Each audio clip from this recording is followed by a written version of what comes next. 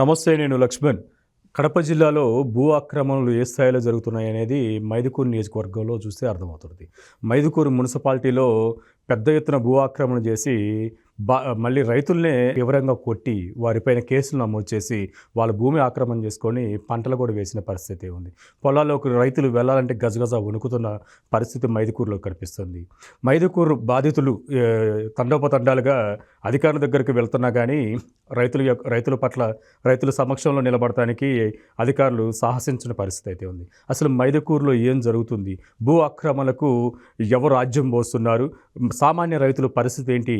అయితే మన లియో స్టూడియోకు ఒక రైతున్నారు. ఆయన భూమి ఆక్రమించుకున్నారని చెప్పి గత 2 సంవత్సరాలుగా ఆయన తీవ్ర పోరాటం చేస్తున్న పరిస్థితి అయితే ఉంది. అయితే ఈ క్రమంలో ఆ బాధితుడి యొక్క మనోగతం ఏంటి, అసలు ఆయన ఏ విధంగా స్ట్రగుల్స్ ఫేస్ చేశాడు, దానివల్ల ఆయన అనారోగ్యం ఏ విధంగా చెడిపోయింది, ఆస్తితో పాటు ఆరోగ్యం కూడా ఏ విధంగా ఇబ్బంది పెట్టారు అనే అంశాలపైన మనతో మాట్లాడడానికి ఆయన స్టూడియోలో అందుబాటులో ఉన్నారు. ఆయనతో మాట్లాడే ప్రయత్నం చేద్దాం. సార్ నమస్తే అండి. నమస్తే. ఏంటి అసలు మైదుకూరులో అసలు ఏం జరుగుతుంది? రాజకీయంగా, సామాజికంగా అక్కడ రైతులు నిలదొక్కోలేని పరిస్థితి ఏర్పడి భూములు కూడా కోల్పోతున్న పరిస్థితి కూడా కనిపిస్తుంది. అసలు ఏం జరుగుతుంది మైదుకూరులో? నమస్తే. నా పేరు మాది శ్రీనివాసులు రెడ్డి. నా పేరు. నేను సాఫ్ట్వేర్ ఎంప్లాయీ హైదరాబాద్లో. నేను 2017లో ఒక ల్యాండ్ కొన్నాను. మా అత్త వాళ్ళ దగ్గర నుంచి నేను కొన్నాను. ఆ ల్యాండ్ నేను కొనే ముందు మా అత్త వాళ్ళ హ్యాండ్ ఓవర్లోనే 35 years నుంచి ఉంది. దాని ప్రకారం డాక్యుమెంట్స్ కూడా ఉన్నాయి. నేను కొని 2018లో కొన్నాను. కానీ నా ల్యాండ్ 2020 December 29th ఆక్యుపై చేశారు. అప్పటి నుంచి నేను ఎన్నో complaints, Mydukur CI, SI, DSP ఎన్ని కంప్లైంట్స్ ఇచ్చినా యాక్షన్ లేదు. సో నేను ఎస్పీ లెవెల్, ఐఏఎస్ లెవెల్ వరకు వెళ్ళాము. అక్కడ కూడా కంప్లైంట్స్ ఇచ్చాము, ఏమి యాక్షన్ లేదు. దానివల్ల ఏంటంటే మా అత్త వాళ్ళు కోర్టుకి వెళ్ళారు, వాళ్ళ ల్యాండ్స్ ఆక్యుపై చేశారని చెప్పి. సో వాళ్ళు కోర్టుకి వెళ్ళారు అని చెప్పి దాని తర్వాత నా ల్యాండ్ ఆక్యుపై చేశారు. మెయిన్ వాళ్ళు కోర్టుకి వెళ్ళిన కారణంగానే నా ల్యాండ్ ఆక్యుపై చేశారు. 35 years 40 years మా హ్యాండ్ ఓవర్లో ఉన్న ల్యాండ్ సడన్గా వాళ్ళది ఎలా అవుద్దినా అట్లా ఆక్యుపై చేసి వెళ్ళారు. మేము ఎమ్మెల్యేని కలిసాము. ఎమ్మెల్యేని ఆల్మోస్ట్ 25 to 30 times కలిసాను. ఇప్పటికీ ఆయన్ని కలిశాను, ఎస్పీని కలిశాను. ఎస్పీ అంబురాజన్ ఉన్నారు ఇంతకుముందు, ఆయన్ని చాలాసార్లు కలిశాను. మళ్ళీ పులివెందుల లీడర్స్ని కలవడానికి కూడా ఆల్మోస్ట్ 5 to 6 times ఇక్కడ నుంచి వెళ్ళి మరి ట్రావెల్ చేశాను. బెంగళూరు నుంచి కూడా వెళ్ళి కలిశాను. ఎక్కడికి వెళ్ళినా అసలు న్యాయం అనేది జరగట్లేదునా. సో మాకు ఫైనల్ కంక్లూజన్ ఏంటంటే, ఎన్ని డాక్యుమెంట్స్ ప్రాపర్గా ఉన్నా ఆపోజిట్ వాళ్ళకి ఏ డాక్యుమెంట్స్ లేకపోయినా కానీ నువ్వు కంప్లైంట్లు ఇస్తే ఆపోజిట్ ఎమ్మెల్యే ఎట చెప్తే అటు చేస్తున్నారు, కానీ ఎటువంటి న్యాయం అనేది జరగట్లేదు. ఓకే, మీ వైపు కరెక్ట్గా అన్ని డాక్యుమెంటేషన్స్ ఉన్నాయా? అంటే మీకు పట్టాదారు పాస్బుక్ కానీ రిజిస్ట్రేషన్స్ కానీ అవన్నీ కరెక్ట్గా ఉన్నాయా? పాస్బుక్, రిజిస్ట్రేషన్ ప్రాపర్గా నాయి ఉన్నాయినా. దాని ముందు లింక్ డాక్యుమెంట్ కూడా ఉంది. దాని ప్రీవియస్ ఎప్పుడో ఓల్డ్ 2011లో ఏదో ఒక డాక్యుమెంట్లో ఒక చిన్న స్మాల్ మిస్ మ్యాచ్ ఉందని చెప్పి వాళ్ళు అదొక్కటి చూపించి ఆక్యుపై చేసుకున్నారు. కానీ 40 years నుంచి ఇది మా అత్త వాళ్ళది అని అందరికీ తెలుసు. ఎవరిని ఎంక్వైరీ అయినా తెలుసు. కానీ వీఆర్ఓ ఎంక్వైరీ చేయమంటే వీఆర్ఓ అక్కడికి వెళ్ళి వాళ్ళు చెప్పినట్టు ఈ ల్యాండ్ వాళ్ళు 40 years నుంచి వాళ్ళు చేస్తున్నట్టు ఫాల్స్ రిపోర్ట్ ఇచ్చారు. దాన్ని బేస్ చేసుకుని ఎంఆర్ఓ కూడా ఫాల్స్ రిపోర్ట్ ఇచ్చారు. ఆర్డీఓ సార్ పర్ఫెక్ట్ అన్నారు. ఆయన దగ్గర మేము ఆల్మోస్ట్ 1.5 years నుంచి ఆల్మోస్ట్ 20 times ప్లస్ వెళ్ళాము. ఆయన న్యాయం చేస్తా అన్నాడు, కానీ మాకు ఎటువంటి న్యాయం జరగట్లేదు. సో అది దానివల్ల ఏంటంటే ఇప్పుడు మా మీద ఇప్పుడు నేను సాఫ్ట్వేర్ ఎంప్లాయీ. మా సాఫ్ట్వేర్ ఎంప్లాయీ అంటే జనరల్గా ఏముంటాయినా ఏముండదు. వాళ్ళు ట్యాక్సీలు కట్టి మిగిలిన అమౌంట్తో ఏది సేవ్ చేసుకుంటారో దాంతో ల్యాండ్లు కొన్నారు. ఆ ల్యాండ్లు కూడా ఆక్యుపై చేసి ఇప్పుడు నేను 10 లక్షలు 12 లక్షలు పెట్టిన కొన్న ల్యాండ్కి వాళ్ళు ఇప్పటి నుంచి 2 క్రిమినల్ కేసులు పెట్టి ఇప్పటి వరకు ఆల్మోస్ట్ 15 to 17 lakhs ఖర్చు అయ్యేలాగా చేశారు. ల్యాండ్ కంటే ఎక్కువ కాస్ట్ ఖర్చు అయ్యేలాగా దౌర్జన్యాలు చేసి దారుణంగా చేస్తున్నారు. ఇప్పుడు నాదొకటనే కాదు, ఎమ్మెల్యే ఇప్పుడు మన బిల్డింగ్ ఉంది, ఇది 10 years నుంచి మనం ఓన్ అన్నీ ఉన్నాయి. ఎమ్మెల్యే వచ్చేసి ఇది వీళ్ళది కాదు వాళ్ళది అంటే పోలీసులు వీళ్ళ మీద ఓనర్స్ మీద కేసు పెట్టి దౌర్జన్యాలు చేస్తాం. మీ అత్తగారిది అయితేనేమి మీదైతేనేమి మొత్తం ఎన్ని ఎకరాలు ఉంది, ఎన్ని ఎకరాలు ఆక్యుపేషన్ గురైంది? ఈ సమస్య పైన మీరు ఎన్ని సంవత్సరాల నుంచి పోరాటం చేస్తున్నారు? ఎవరెవరిని కలిశారు? వరుసగా చెప్పండి. మా అత్తగారిది ఫస్ట్ ఒక ఇంటి వెనకాల కలం ల్యాండ్ అడిగారు నా వాళ్ళు. సో మా మామయ్య బతుకున్నారు అప్పుడు, కాకపోతే సిక్లో ఉన్నారు. అప్పుడు మా మామయ్య ఉన్నప్పుడే మేము అది ఇవ్వలేము అని చెప్పారు. అది ఇవ్వని కారణంగా బెదిరించడం స్టార్ట్ చేశారు. మీరు ఇవ్వాల్సిందని బెదిరించారు. దాని తర్వాత బోర్లు, మా అత్త వాళ్ళకి రావాల్సిన పైప్ లైన్, వాటర్ అన్ని షేర్లు ఆపేసేసారు కామన్ బోర్ నుంచి. ఆ కామన్ బోర్ కూడా ఆల్మోస్ట్ 30+ years బ్యాక్ వేసుకున్నాయి. సో అప్పటి నుంచి ఉన్న షేర్ సడన్గా ఇది ఆపేశారు. ఆ కలం ల్యాండ్ ఇవ్వకపోవడం వల్ల. అయితే కలం ల్యాండ్ ఇవ్వకపోవడం వల్ల ఎప్పుడైతే ఆపారో మేము 2 years వెయిట్ చేసాము. ఆ 2 yearsలో ఎమ్మెల్యే రఘురామరెడ్డి దగ్గరికి వెళ్ళాము. ప్లస్ చాపాడు మండలం ముదిరెడ్డి ఓబుల్ రెడ్డి మెయిన్ ఆయనే. సో ఆయన దగ్గరికి వెళ్ళాము. నేను సాల్వ్ చేస్తా అంటాడు. 2 years అయినా పట్టించుకోలేదు నా. సో అందువల్ల మేము ఏం చేసామంటే 2 years తర్వాత 2020 Januaryలో సో మీరు నీళ్ళు, బోరు, పైప్ లైన్స్ ఇవ్వకపోతే ఏదైతే మేము అమ్మామో అందులో కొంత ల్యాండ్ 33 cents రిజిస్ట్రేషన్ కాలేదు, అది మేము ఇవ్వమని అడ్డం తిరిగాము. అప్పుడు మమ్మల్ని కొట్టారనా, నన్ను, మా మిస్సెస్ని, మా వైఫ్ని, మా అత్తని అందరినీ కొట్టారు. అందులో నాకు 2 years బేబీ, చిన్న బేబీ, ఆ బేబీకి కూడా దెబ్బ తగిలింది. నెక్స్ట్ డే ఫీవర్ వచ్చి కడపకి వెళ్ళి అట్లా అంత సివియర్గా కొట్టారు. మేము వెళ్ళి కేసు పెట్టాము. ఆ కేసు దగ్గర కూడా పెట్టకూడదని చాలా బెదిరించారు, కానీ కేసు పెట్టాము, ఫైల్ చేశారు. 1 week తర్వాత పోలీసులే ఫోన్ చేసి పిలిపించి మేము మాట్లాడాలని చెప్తే మేము ఉదయగిరి నుంచి అదే పనిగా గడమాయపల్లి ఆ రోజు నైట్ వచ్చి ఎర్లీ మార్నింగ్ 8 అలా వెళ్ళి 8:39 ఆ టైంలో వెళ్ళేసి పోలీసులను కలిసాము. కానీ అదే రోజు మేము వెళ్ళి వాళ్ళ లేడీస్ని కొట్టినట్టు ఫాల్స్ కేసు పెట్టారు నా. ఈవెన్ సిఐ, ఎస్ఐ అందరూ అందులో సాక్షి సంతకాలు. అసలు మేము పొలంలోకే వెళ్ళలేదు, కానీ మేము వెళ్ళి వాళ్ళ లేడీస్ని కొట్టినట్టు సాక్షి సంతకాలు పెట్టి మా మీద కేసు ఫైల్ చేశారు. ఒక సాఫ్ట్వేర్ ఎంప్లాయీ మీద క్రిమినల్ కేసు, అది complete false case. Government employees అయ్యండి, గవర్నమెంట్ పబ్లిక్ అమౌంట్ శాలరీస్ తీసుకుంటూ పబ్లిక్ మీద ఇంత దొంగ కేసులు పెడితే ఇంకెందుకు నా society plus system. Srinivas Reddy గారు దారుణంగా ఫాల్స్ కేసు పెట్టారు. అది మాకు 1 month తర్వాత తెలిసి మేము కంప్లైంట్ ఇచ్చాము. ఆ కంప్లైంట్ కూడా రిపోర్ట్ వచ్చింది. రిపోర్ట్ కూడా ఎస్పీకి ఇచ్చారు. ఇది ఫాల్స్ కేసు, ఆ రోజు వాళ్ళ పొలంలోకి వెళ్ళలేదు. ఆ సిఐ అతను వేరే సిఐ ఎంక్వైరీ చేసి ప్రాపర్ రిపోర్ట్ ఇచ్చారు. దాని మీద ఇప్పటికీ యాక్షన్ లేదు. అక్కడ యాక్షన్ లేకపోవడం వల్ల, వాళ్ళకి భయం లేకపోవడం వల్ల 1.5 year తర్వాత మళ్ళీ నా ల్యాండ్ ఆక్యుపై చేసేదాను. నా ల్యాండ్ ఆల్మోస్ట్ 40 years నుంచి మా హ్యాండ్ ఓవర్లో ఉన్నది.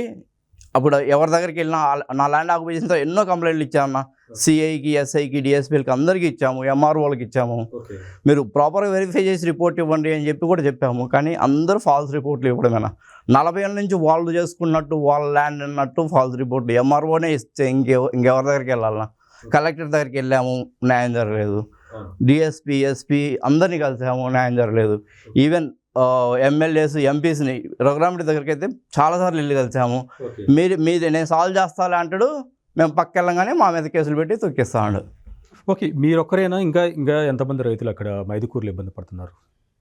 ఆ ఒక్క ఊర్లో ఈ ఒక్క ఫ్యామిలీ వాళ్ళ రిలేటివ్స్ వల్ల మాతో పాటు వెనక 3-4 ఇష్యూస్ ఉన్నాయినా. వెనక మా అత్త వాళ్ళకి బ్యాక్ సైడ్ కూడా మా రిలేటివ్స్, దూరపు రిలేటివ్స్, వాళ్ళు కూడా ఎటువంటి అంటే ఆ రోజు కూడా వాళ్ళకి గొడవ జరిగింది, కానీ కొట్టుకోవడం అట్లాంటివి ఏం లేవు. కానీ అక్కడ రమేష్ రెడ్డి అనే వాళ్ళ వైఫ్ వాళ్ళు చీరలు దించుకునేసి పోలీస్ స్టేషన్కి వెళ్ళి కేసులు పెట్టారు. అప్పుడు కూడా వీళ్ళని ఆపోజిట్ వాళ్ళని తీసుకెళ్ళి స్టేషన్లో మాట్లాడాలని చెప్పి 4 కొడితే ఆల్మోస్ట్ 4 months నడవలేకపోయారు నా వాళ్ళు. బీటెక్ అయిపోయిన స్టూడెంట్స్ వాళ్ళేం పాపం చేస్తారన్నా, అలాంటి వాళ్ళని పిలిపించి ఆ విధంగా కొడుతున్నానా. మరి అంత దౌర్జన్యాలు. ఆ సిస్టమ్ అనేది ఎలా ఉందో మీరే అర్థం చేసుకోండి. ఆ ఒక ఇన్సిడెంట్. అది కాకుండా ఇంకొకటి కూడా వేరే వాళ్ళవి కూడా అంతే. ఈవెన్ ఒక అతనికి కోర్టు కూడా ఇచ్చింది ఈ ల్యాండ్ వీళ్ళది అని, అయినా దౌర్జన్యంగా ఆపోజిట్ వాళ్ళు చేస్తున్నారు. అది ఇంకొక కొద్దిగా పెద్ద గొడవ అయింది. సో అట్లా ఒక్క ఫ్యామిలీ వల్ల ఆల్మోస్ట్ 4-5 ఫ్యామిలీస్ సఫర్ అవుతున్నారు నా. ఆ ఒక్క ఫ్యామిలీగా ముదిరెడ్డి ఓబుల్ రెడ్డి అనేవాడు సపోర్ట్ చేసి ఎమ్మెల్యే వీడియో ఏ చెప్తే ఎమ్మెల్యే చేస్తాడు. దాని మీద పోలీసులు ఇమీడియట్గా ఆపోజిట్ వాళ్ళ మీద కేసులు పెట్టి లోపల వేయడం, యాక్షన్ తీసుకోవడం చేస్తున్నారు. ఇప్పుడు కడప జిల్లా జగన్మోహన్ రెడ్డి గారి జిల్లా అంటాం. ముఖ్యమంత్రి కూడా ఉండి అన్ని జిల్లాలో ఇట్లా భూ ఆక్రమణలు, భూదందాలు జరుగుతున్నప్పుడు దాంట్లో ఎమ్మెల్యేలే ఇన్వాల్వ్మెంట్ అయ్యి కథ నడుపుతున్నప్పుడు బ్యాక్ సైడ్ అక్కడున్న ప్రజలు సీఎం దగ్గరికి వెళ్ళి కంప్లైంట్ చేయడానికి వచ్చిన ఇబ్బంది ఏంటంటారు? ఎంతోమంది ఇప్పుడు మేము కూడా సీఎం దగ్గరికి వెళ్ళాలని చాలా ట్రై చేశాను. నేను వైఎస్ఆర్సీపీ ఐటీ వింగ్ నుంచి కూడా చాలా ట్రై చేశాను వెళ్ళాలని. ఆయన్ని రీచ్ కాలేకపోతున్నాము. రాజమల్లు పక్కన ప్రొద్దుటూరు ఎమ్మెల్యే, ఆయన దగ్గరికి వెళ్ళాము. ఆయన అన్నీ వినేసి ఇద్దరిని పిలిపించి ఎంక్వైరీ చేశాడు. వాళ్ళు కూడా ఆపోజిట్ వాళ్ళు కూడా క్లియర్గా ల్యాండ్ వీళ్ళదే అని చెప్పారు. ఆయన ఈ ఎమ్మెల్యేతో మాట్లాడిండు. వాళ్ళు ఆపోజిట్ పార్టీలో అందుకే దౌర్జన్యాలు చేస్తాం, మీరు ఇన్వాల్వ్ కావద్దని చెప్తాడు ఆయనకి. ప్లస్ ఈయన అన్న ఇట్లా చేస్తే ప్రాబ్లం ఉన్నా మన పార్టీకి బ్యాడ్ నేమ్ వస్తుంది. పర్ఫెక్ట్గా ఇప్పటి వరకు కొద్దిగా హెల్పింగ్ నేచర్ నేను చూసిన వాళ్ళలో రాజమౌళి శివప్రసాద్ రెడ్డిన ఆయన ట్రై చేశారు. ఆయన నియోజకవర్గం కాదు కాబట్టి ఆయన ఏం చేయలేకపోయాడు. సో ఫైనల్గా నేను అవినాష్ రెడ్డిని ఆఫ్టర్ 1.5 year ట్రై చేసి 1.5 year తర్వాత అవినాష్ రెడ్డి దగ్గరికి కూడా వెళ్ళాను. ఆయన కూడా ఆర్డీఓ సార్తో మాట్లాడి న్యాయం చేస్తా అన్నాడు. ఆయన చెప్పి కూడా ఆల్మోస్ట్ 1 year అయింది. కానీ ఆర్డీఓ సార్ దగ్గర నుంచి చేస్తానంటాడు, కానీ యాక్షన్ లేదు.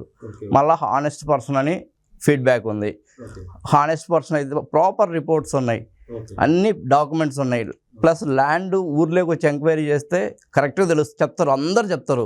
ఆ ఒక్క ఫ్యామిలీ ఎవరున్నారో వాళ్ళు 5-6 ఫ్యామిలీస్ తప్ప మిగతా 70-80 ఫ్యామిలీస్ ఉన్నాయి. ఎవరిని అడిగినా చెప్తారు ఈ ల్యాండ్ ఎవరిది అని. సో అట్లా ఎంక్వైరీ చేసుకొని రిపోర్ట్ ఇవ్వాలి. కానీ విఆర్ఓ, ఎంఆర్ఓ అందరూ ఫాల్స్ రిపోర్టులున్నా. ఎంఆర్ఓనే వాళ్ళ లాయర్ ఏది చెప్తే అది ఎంఆర్ఓ రిపోర్ట్లో ఇచ్చి నాకు లెటర్ పంపిస్తాను. ఇంకెందుకున్నా ఇలాంటి వాళ్ళంతా పబ్లిక్ శాలరీస్ తీసుకుంటూ పబ్లిక్ సర్వీస్ కాదునా, ఎమ్మెల్యేలు ఏది చెప్తే అది చేయడానికి అసలు వాళ్ళు శాలరీస్ ఇవ్వాలి. పబ్లిక్ అమౌంట్ వాళ్ళకి శాలరీస్ కానీ ఇవ్వడమే దండగా. సిస్టమ్స్ అంత కరప్ట్ అయినా. ఫైనల్గా నేను ఈ 4 yearsలో అబ్జర్వ్ చేసింది ఏంటంటే, అంటే ఎటువంటి గవర్నమెంట్ ఎంప్లాయీ కూడా ఎమ్మెల్యేస్, ఎంపీస్, లీడర్స్ ఎలా చెప్తే అలా చేస్తున్నారు, కానీ న్యాయం ప్రకారం ఏ ఒక్కరు చేయట్లేదు. ఎవరి దగ్గరికి వెళ్ళినా అది అందరికీ తెలిసిన ఫ్యాక్టే అంటున్నారు. నేను ఇన్ని రోజులు ప్రాబ్లమ్ ఫేస్ చేయలేదు కాబట్టి లాస్ట్ 40 yearsలో నేను ఇటువంటి దౌర్జన్యాలు అనేది చూడలేదు. ఈ 4 yearsలోనే అన్ని చూసాను. ఇప్పుడు మీకు కూడా హెల్త్ ఏదో సఫర్లో ఉన్నట్టుగా చెప్పారు మీ ఫ్యామిలీ మెంబర్స్. ఎలా ఏం జరిగింది మీకు? నా ల్యాండ్ ఆక్యుపై చేసిన తర్వాత మేము చాలా ట్రై చేస్తే ఎక్కడికి వెళ్ళినా ఎటువంటి యాక్షన్ లేదు, ఎటువంటివి లేవు. సో నా సొంత ల్యాండ్ ఆక్యుపై చేసి నేను ఎంత కష్టపడి మిగిలించుకున్న 10-15 ఏళ్ళు సాఫ్ట్వేర్ ఎంప్లాయీగా చేస్తూ అందులో మిగిలిన డబ్బులతో కొన్న ల్యాండ్ కూడా ఆక్యుపై చేస్తే తట్టుకోలేకపోయాను. 1.5 year ట్రై చేసి తర్వాత నేను మా ఫ్రెండ్స్ తోటి నా ల్యాండ్ని ఎట్లయినా నేను దున్నుకోవాలని వెళ్ళి అక్కడ కూర్చొని ట్రాక్టర్ కోసం వెయిట్ చేస్తున్నాం. వెయిట్ చేస్తున్న 10 నిమిషాల్లో ఎమ్మెల్యే పోలీసులను పంపించి మమ్మల్ని తీసుకెళ్ళిపించారు స్టేషన్ పిలిపించేది. మాకు 3 కార్లు, బాడుగ కార్లు, మళ్ళీ నా ఓన్ కారు, మొత్తం 4 తీసుకెళ్ళి స్టేషన్ పెట్టి మమ్మల్ని అందరూ స్టేషన్ పిలిపించి కేసు పెట్టారు. సో అందులో భాగంగా మేము కోర్టుకి వెళ్ళి వెహికల్స్ బయట తీసుకునేదాన్ని ట్రై చేసాం. 3 vehicles ఆల్మోస్ట్ 2 weeks తర్వాత వచ్చినాయి. నా వెహికల్ దగ్గర నాకు కర్ణాటక రిజిస్ట్రేషన్ వెహికల్ కాబట్టి స్లిప్ ఉంటుంది. ఆర్సీ చిప్ ఉండే ఆర్సీ లేదు. కానీ జడ్జి గారు ఆర్సీ చిప్ ఉండేది ఇస్తేనే వ్యాలిడ్ ఇస్తామన్నారు. దానికోసమే చాలా స్ట్రగుల్ అయ్యి మేము కర్ణాటక రోడ్ ట్రాన్స్పోర్ట్ కమిషనర్ వరకు వెళ్ళి 1 by 1 రీచ్ అవుతూ అక్కడ వరకు వెళ్ళి వాళ్ళ దగ్గర నుంచి లెటర్ తీసుకొని మళ్ళీ పేపర్ విత్ సర్టిఫైడ్ చేయించుకొని వచ్చి అప్పుడు కోర్టు సబ్మిట్ చేస్తే అప్పుడు నా వెహికల్ వచ్చింది. సో వాళ్ళ 17 మంది మీద కేసులు పెట్టి ప్లస్ 4 మీద మా ఫ్యామిలీ మెంబర్స్ 4 అందరిని అంత టార్చర్ పెట్టి ప్లస్ నేను అంత స్ట్రగుల్ అయ్యాను. ఆ 3 months నా వెహికల్స్ బైక్ రావడం. అసలు కేసు అనేది వాళ్ళ మీద పెట్టాలి. మా దగ్గర అన్ని ప్రూఫ్స్ ఉన్నాయి, చూడండి, వెరిఫై చేయండి, ఎవరిది ల్యాండ్ మాది. సో ఆపోజిట్ వాళ్ళ మీద కేసు పెట్టాలి. అట్లాంటిది మా మీద కేసులు పెట్టి మమ్మల్ని దౌర్జన్యాలు చేపించి నేను మళ్ళీ వెహికల్స్ బయటకు వచ్చిన తర్వాత హైదరాబాద్ వచ్చినాను. ఆ టెన్షన్లన్నిటికీ హైదరాబాద్ వచ్చిన 1 weekలోనే నేను అప్పుడు మా కోఫోర్స్ నుంచి ఎస్సీబీ క్లయింట్ వర్క్ చేస్తున్నాను. మీటింగ్లో మాట్లాడుతూ అట్లే పడిపోయాను. ఆ ప్రెజర్కి హార్ట్ స్ట్రోక్ వచ్చింది నాకు. సో అట్లా హాస్పిటల్కి వెళ్ళి చెకప్ చేసి మొత్తం చూస్తే హార్ట్ స్ట్రోక్ వచ్చింది. So BP either 40 below or 240 above move అయింది, అందుకే అట్లా అయింది. సో అది రాకుండా ఉండాలంటే హార్ట్ సర్జరీ కూడా చేసి లోపల మిషన్ పెట్టారు. ఇప్పుడు కూడా ఆ మిషన్ ఉంది. ప్లస్ నా సిచ్యువేషన్ ఎలా ఉంటుందో నాకే తెలియదు. ఎప్పుడైనా బీపీ వచ్చినా ఎప్పుడు పోతానో నాకు తెలియదు. నేను ఎన్ని రోజులు బతుకుతానో కూడా తెలియదు. ప్లస్ నా ల్యాండ్లో నాకు న్యాయం జరుగుతుందని కూడా నాకు నమ్మకం లేదు. అలాంటి సిస్టమ్ ఉంది. ఈ సిస్టమ్ మారాలి. ప్లస్ చూడన్నా నా బాడీలో మిషన్ పెట్టడం కూడా చూడు, ఇక్కడ ఆపరేషన్ చేసి ఇదో ఇక్కడ కనిపిస్తుంది కదా, ఇదంతా మిషన్. ఇక్కడ మిషన్ పెట్టి ఆపరేషన్ చేశారు. సో ఈ కేసులు ఇవి కాకుండా ఈ మళ్ళీ ఆపరేషన్ ఇవన్నీ కారణం ఏంటంటే పోలీసులు ప్రాపర్గా హానెస్ట్గా పనిచేసి ఉంటే ఇటువంటి ప్రాబ్లమ్స్ వచ్చాయి కాదు. పోలీసులు, ఎంఆర్ఓ వాళ్ళు. ప్లస్ ఒక ఎంఆర్ఓ ఉన్నారన్న ప్రేమ్నాథ్ కుమార్ అని, ఆయన ఇప్పుడు ట్రాన్స్ఫర్ అయ్యారు. మా మీద ఇన్ని కంప్లైంట్లు ఇస్తున్నావు, నేను ఎమ్మెల్యే అనుకుంటే నేను ఎన్ని రోజులు లేపేయొచ్చని మా మరదల్ని బెదిరించారన్నా. ఒక ఎంఆర్ఓ గవర్నమెంట్ ఆఫీసులో అమ్మాయి ఎప్పుడు వెళ్ళినా ఫోన్ లోపలికి నాట్ అలౌడ్, రికార్డ్ చేసి పబ్లిష్ చేద్దామని ట్రై చేశాం కానీ ఎప్పుడు వెళ్ళినా ఫోన్ లోపలికి వెళ్ళే చేయట్లా. అలాంటి అమ్మాయిని మీ బావ ఇన్ని కంప్లైంట్లు ఇస్తాడు, మీ బావని లేపాడు ఎంతసేపు మాకు అని బెదిరిస్తా అన్న. కుంభకోణాలు, అన్ని దౌర్జన్యాలు, ఇట్లా లంచాలు తీసుకొని ఒక్క ఎంఆర్ఓ నాకు తెలిసి 9-10 కోట్లు వెనకేసుకున్నారన్నా. అన్ని దౌర్జన్యాలు అంత లంచాలు చేసుకొని ఈ విధంగా చేస్తాను. పబ్లిక్ నేను ఆల్మోస్ట్ 4 years నుంచి న్యూస్ పబ్లిష్ చేద్దామని చాలా ట్రై చేశా. ప్రజా యాప్ దాంట్లో ఎన్నో కామెంట్స్ పెట్టాను, గూగుల్ కామెంట్స్ పెట్టాను, ఏ ఒక్కరు కూడా యాక్షన్ తీసుకోవట్లేదు. ప్లస్ ఆర్కుట్లో ఆంధ్రప్రదేశ్ సీఎంఓ వాళ్ళకి పెట్టాము, ప్లస్ గవర్నర్కి మినిమం 10 letters పెట్టుంటా, యాక్షన్ లేదు. గవర్నమెంట్ ప్రాపర్ లేనప్పుడు గవర్నర్ అని యాక్షన్ తీసుకోవాలి, ఆయన కూడా తీసుకోవట్లేదు. ఇది మొత్తానికైతే మైదుకూరులో జరుగుతున్న భూమాఫియా, ఆ బాధితుడు కూడా అధికారులకు, గవర్నర్కి, ముఖ్యమంత్రి గారికి కూడా ఎన్నిసార్లు అర్జీలు పెట్టినా కానీ ఆయనకున్న భూ సమస్య తీరటం లేదు. కాసులు కూడబెట్టి అధికారంలోకి వచ్చి ఈ విధంగా సామాన్యులపైన ఈ విధంగా భూ ఆక్రమణకు పాల్పడుతూ వాళ్ళని ఇబ్బంది పెట్టే పరిస్థితి ఉంది. అటు డబ్బులు పోవడంతో పాటు, ఆస్తి పోవడంతో పాటు ఆరోగ్యం కూడా ఆయనది తీవ్రంగా క్షీణించి ప్రాణాపాయ స్థితిలో ఉన్నా కానీ అక్కడున్న వాళ్ళకి కనికరం కలగని పరిస్థితి. మరొక అంశంతో మళ్ళీ కలుద్దాం.